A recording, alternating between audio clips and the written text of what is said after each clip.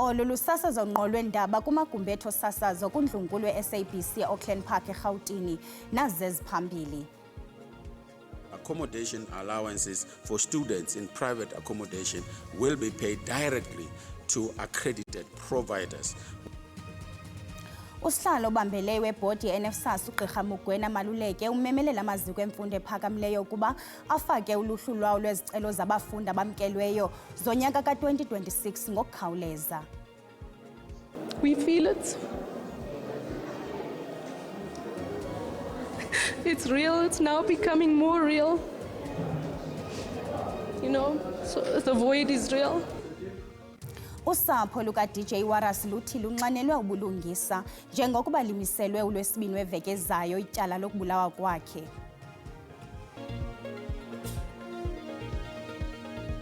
Botani Mzikantu siziphekile sazibonda ngoku lilixa lokuba sizophule singaphosanga maseko masinirhabulise kwibhekile yasemini nje.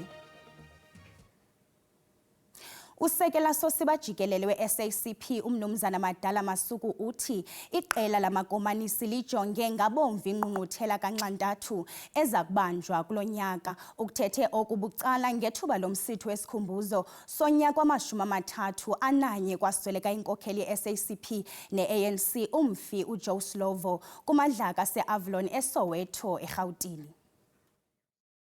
Sekufana nesithethe ukuba rhoqo ebutsheni bonyaka ngomhla wesithandathu kuJanuwari iinkokheli zembumba kaNxantathu zithi inqwadelala kumadlaka ase-Avalon eSoweto ukukhumbula usuku ekwatshaba ngalo inkokheli ye-SACP ne-ANC uJoe Slovo.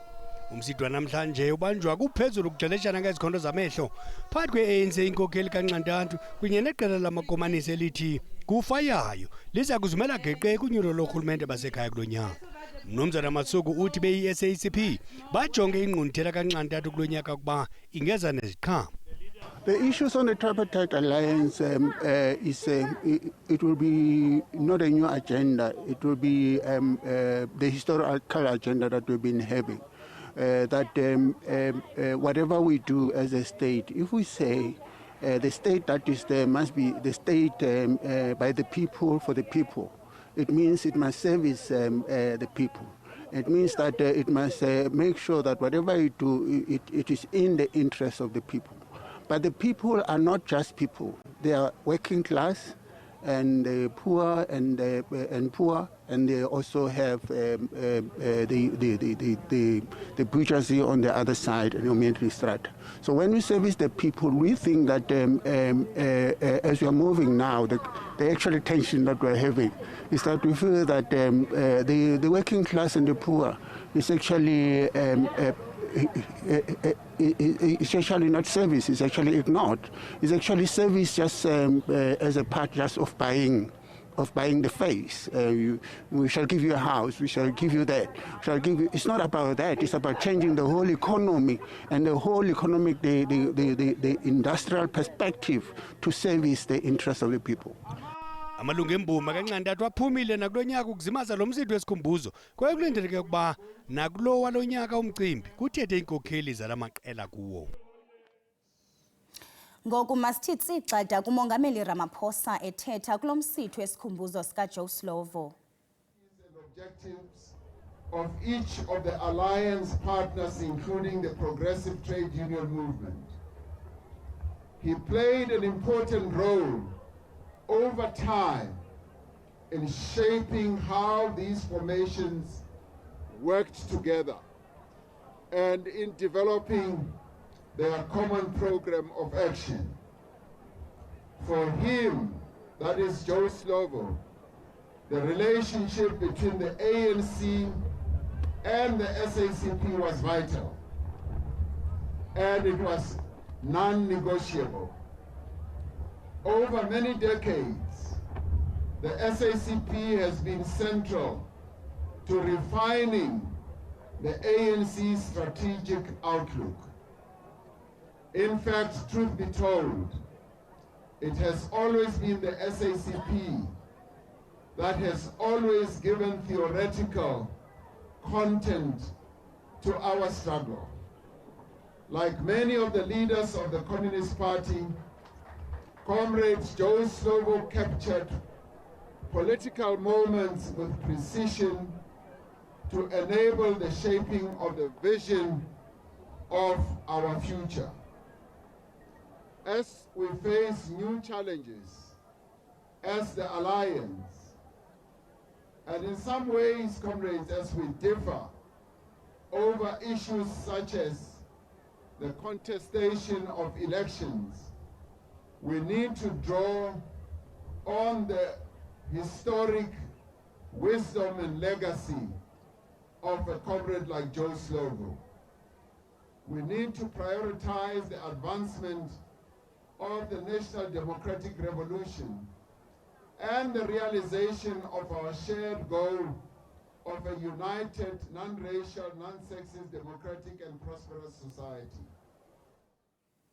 Usihlalo obambeleyo webhodi ye-NSFAS uGqirha Mugwena Maluleke umemelela amaziko emfundo ephakamileyo ukuba afake uluhlu lwawo lwezicelo zabafundi abamkelweyo zonyaka ka-2026 ngokukhawuleza. Maluleke uthi ukufakwa kwangethuba kuyakwenza ukuba i-NSFAS iqalise inkqubo yokuqinisekisa abafundi abaza kufumana inkxaso-mali kulo nyaka. I-arhente ejongene nenkxaso-mali yabafundi u-NSFAS idakance izicwangciso zayo zonyaka ka-2026 kumalungiselelo okuxhasa izidingo zabafundi. Usihlalo webhodi ye-NSFAS uGqirha Mugwena Maluleke ebethetha noonondaba ePitoli namhlanje ngamanyathelo alo nyaka kuquka noxanduva abajongene nalo kwiinkqubo eziphambili zenkxaso-mali eya kubafundi.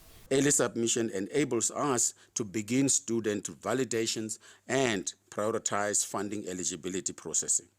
Continuous updates are expected throughout the admission cycle. Kwintsebenziswano yale arhente neziko lemfundo ephakamileyo, le arhente ithi izimisele ukuxhasa abafundi kangangoko banako kwiingxaki abajongene nazo ezezimali yemfundo, kuquka nengxaki ethe gqolo ukukhathaza abafundi yeendawo zokulala, kuquka nokubaququzelela ukuba bafake izicelo kwangethuba. Accommodation allowances for students in private accommodation will be paid directly to accredited providers who must enter into legitimate agreement with student occupants. NSFAS is implementing a transitional framework designed to facilitate the shift towards a more centralized, transparent, and student-focused accommodation system. U-NSFAS ukwathe uzimisele ukuba ithi iphela inyanga kaJanuwari abe eqoshelisile zonke iingxaki ezijongene nabafundi kwaye nexwebhu lezicelo sele liphumile ukuze amaziko emfundo akwazi ukuvulela izicelo zabafundi. Inkundla kamantya seRhawutini isihlehlisele uLwesibini weveki ezayo isicelo sebail sendoda etyholwa ngokubulawa usaziwayo uWarwick Stock nowaziwa njengo-DJ Waras. This matter is adjourned until the 13th January 2026, Johannesburg 13 for bail application. You will remain in custody, sir. Thank you. Umtyholwa uye wabanjwa ngokuyanyaniswa nokudubula abulale uWarwick Stock owaziwa njengo-DJ Waras. Ulindeleke ukuba aze nesicelo sebheyile esisesikweni yaye uza kuhlala elugcinweni de avele kwakho phambi kwenkundla. uVictor Majola oneminyaka engama-44 wabanjwa ngesityholo sesiganeko sokudubula ahlukanise inyama nomphefumlo ka-DJ Waras ngaphandle kwesakhiwo sombindi idolophu waseRhawutini ngomhla we-16 kweyom ukutsho ngoDisemba unyaka ophelileyo. Kambe ke ummeli kaMajola unqanisisile ukuba ammeleyo ufumene unyango emva kwengxelo etyhola ngokuba waxhatshazwa ngokwasenyameni ngabakwantsasana ngexesha lokubanjwa kwakhe. In this court building, as far as I know, and my experience in this court building, we have brilliant magistrates who apply their minds, who apply the law, who deal with facts. They are not biased. They don't do any favors or anything of that sort. So on that basis, we are convinced that we are actually going to get bail on behalf of this particular accused. Kananjalo ngaphandle kwenkundla uzityande igila udade wabo uDJ Waras uNicole ephalaza imbilini yokumkhumbula kwabo ngothando lwakhe esithi inxeba lomvandedwa liya ngokugxixa nangakumbi xa kungoku. All expecting that call to say, are you home? You know, what's for lunch? What's happening? And him coming in with the whirlwind, kissing everybody, hugging everybody. So yes, we missed him. We all missed him. Boys as well. A lot. We feel it. It's real, it's now becoming more real. You know, so the void is real. And the only thing that can actually fill that void is prayer, is God. Ukanti ke usapho luka DJ Warras lunethemba lokuba ubulungisa buza kugqibela kwesi sithwakumbe sokunqanyulwa kobomi buka Warwick. Ndimlo Lilitha Ntsundwani kwindaba ze-SABC eGauteng. Kwalapha ezindabeni, igunya lilawula imidayeli iBMA lithi kujikiswe ngapha kwamakhulu amathathu abemi baseLesotho ebebefuna ukungena kweli kumda ophakathi kweMaseru neFicksburg kweli xesha leziyunguma, kodwa masititsi evenkileni kuqala.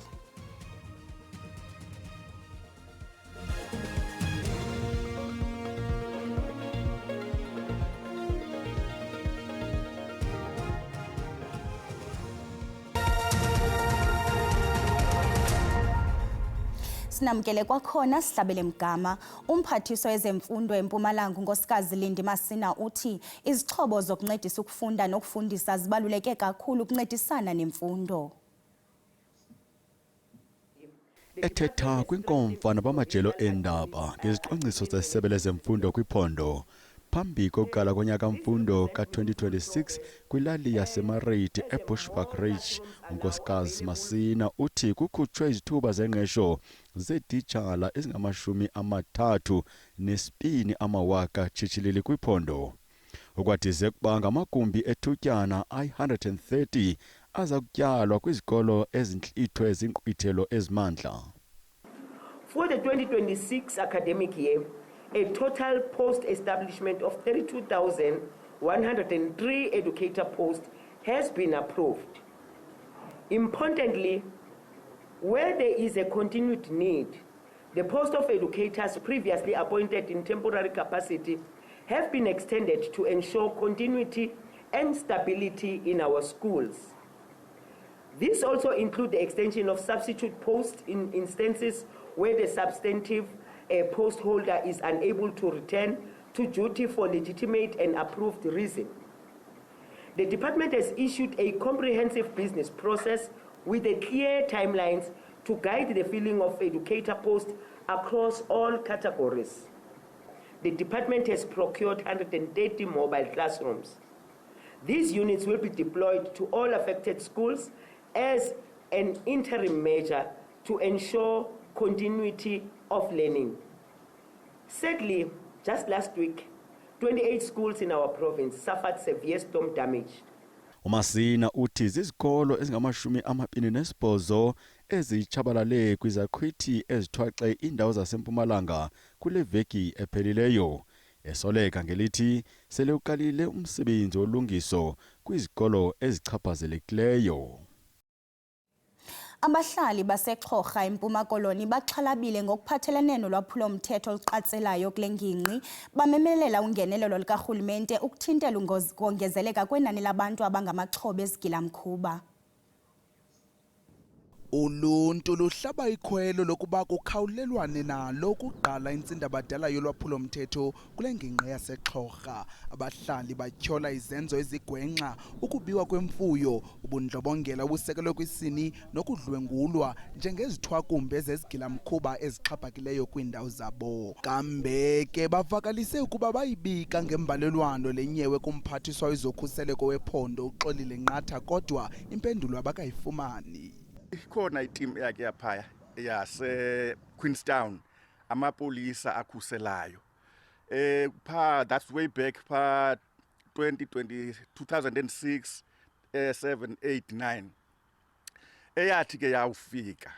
Noko kwake kwehla ubundlobongela kuba kwakukhona neziqhuza abantwana abangabafanyanana namakhwenkwe aphatha axhoba ngemipho esingazange sayibona kweli lizwe. Sinalo ngxaki esicela sibongoza nomphathisi uba angabe uyasiva asazi ke ingxaki zesebe mhlawumbi ke usalungiselela ukusihoya noko ayithabathele ingqalelo. Kananjalo omnye wamaxhoba uthi waye wadutyulwa ngamakhwenkwe amabini awayinyanzelisa ukuba abanike umpu. Uthi bangena kwikhaya lakhe belalisa uboya ngokunga badinga uncedo ze bamhlasela ngokungenalisini xa lisingisele kunina ilanga esandula ukuvalela imfuyo yakhe.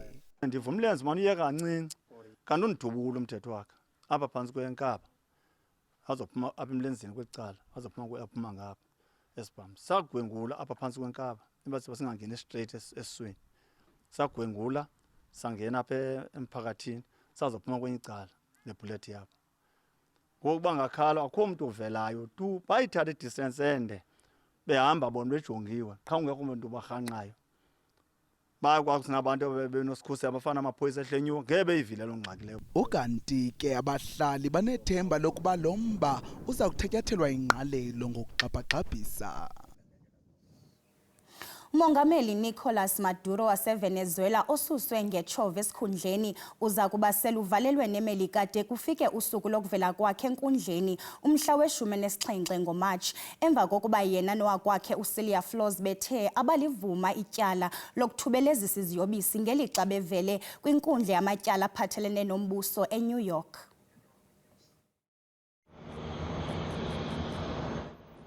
Emva kokundize emajukujukwini ngenqolontaka esuka kwiziko lezoluleko laseBrooklyn eMelika, umongameli waseVenezuela uMaduro ekunye nowakwakhe bexhakwe ngonogada abalwa ukusetyenziswa kweziyobisi besiya kuvela enkundleni yamatyala ukujongana namatyala ababekwa wona eziyobisi nokuba nezixhobo. Abaqhankqalazi bebeqhekeke kabini beqhankqalaza ngaphandle kwenkundla, abanye befuna ukuba bakhululwe kwaye begxeka isenzo seMelika. We're here for the arraignment to say free Maduro, to say the U.S. has no right to be holding the president of Venezuela and his wife, Celia Flores, in U.S. courts. The charges are lies. Abanye bayalincoma elinyathelo lolawulo lukamongameli uDonald Trump ngokususa umntu abamjonga njengozwi lakhe. There is no going back. Nicolás Maduro today is going to be brought to justice after 14 years of running our country, after more than 20 years of a ruthless dictatorship. Ngelixa ingxoxo beziqhubeka enkundleni kumgama ongedanga ngakwiziko lezizwe ezimanyeneyo, iseshoni ekhawulezileyo yebhunga lezokhuseleko ibiqhuba apho uMzantsi Afrika uphinde wakwazi ukuthatha inyathelo ikubalula ukusetyenziswa komkhozi ngokungekho mthethweni yiMelika nophembelela intshukumo zemfazwe nezifaka uluntu engxakini. The unilateral military strikes carried out by the United States of America against Venezuela and the abduction of President Nicolas Maduro and his spouse from Venezuelan territory for transfer to the United States wantonly violates the sovereignty and territorial integrity and independence of Venezuela. These actions are also in stark contrast to our established legal norms. The United States will not waver. Kodwa iMelika ayigungqi. There is no war against Venezuela or its people. We are not occupying a country. Ngoko zifikelele esiphelweni iholide zehlobo, abazali bangena bephuma kwiivenkile zeempahla zezikolo bezama ukuphepha impithizelo zemizuzu yokugqibela phambi kokuvulwa kwezikolo kule veki izayo. Kumaxabiso axhome ntungo, abazali benza unako-nako ukukhokelisa izidingo ezonela iingxili zabo kuqala. Imiqa mide ngaphandle kade ngaphakathi kuyaphithizela kule sitolo esiyingubo zesikole esidumile eThekwini. Ukuqala konyaka omusha kuza nezidingo zokuthi kuthengwe impahla entsha yesikole, kanti abanye basuke bedinga osize abathe xaxa. Ngizozamela ingane zami lapha. Ngishaya ngo3 wonke ingane la. So ngibone nje ngisaphithizela kodwa ke ngizo-eda ke ngoba khona okuyikho kusali kwalastene. Banse ngizo-eda nje lapha. Umuntu ohlupha kakhulu ilona osalophuma ecreche yaka grade 1 yabo. Abazali behamba nabantwana babo bakhetha bekhethile. Nokho yize kungaphansi kwesimo somnotho esiwuntswinyo. Izimpahla ezibalekile njengamahembe, amabhlukwe, itunic, amasokisi kanye nezicathulo zibekelwe imali yazo minyaka yonke. Kulabo abangena ugrade 1, umzali kulindele ukuthi akhokhe imali esuka ku-450 wamarandi ukuthola isethe eyodwa ye-uniform yabafana. Kanti kweyamantombazane kulindele ukuthi ibize kusukela ku-680 wamarandi. Ngesikhathi amanani ephinda akhuphuka kulo nyaka, abadayisi nokho baqinisekisa abathengi ukuthi i-uniform yesikole angeke imbe eqolo. Nabazali bayavumelana nalokhu. Ama-prizes awakhalisi uma uprepared ukuthi uney'ngane. Kona kunzima phela kodwa uma yoqala grade 8 kusuke kufanele ukuthi ubudget kwaso sazi soqala isikole esisha vele ngisimhlelele vele soqala isikole esisha. Nyaka nonyaka fa uthenga i-uniform entsha. Khula ngamandla. Awukwazi nje ukuthenga ngoDisemba futhi umlinde badla ojero ice cream akhuluphale futhi bese kuzothenga kahle ngoJanuary ke. Isiphithiphithi sokuthengela unyaka omusha weyikole kulindele ukuthi siqhubeke kuze kuba ziyavulwa ngesonto elizayo. Lokhu kuzophinde kufake imali eningi kule mboni. Zanele Buthelezi, indaba enza SABC eThekwini. Siziqongqothile zasemini nje into zakuthi ukanti siyabuya kwakhona ngensimbi yesixhenxe ngokuhlwa. Hlangabezana ogxa bethu ngecala emva kwensimbi yesihlanu beniphakela indaba ngolwimi lweSwati. Desidibane kwakhona kamnandi into zakuthi.